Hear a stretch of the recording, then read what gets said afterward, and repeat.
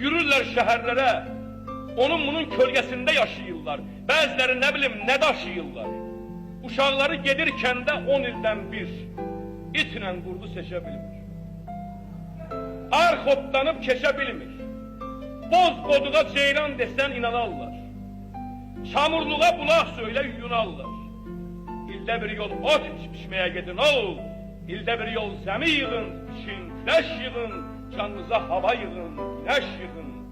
Gün düşəndə yuxusundan qalxanları, hələ günə baxmağa da qorxanları ömrü boyu qucağı boş görmüşük.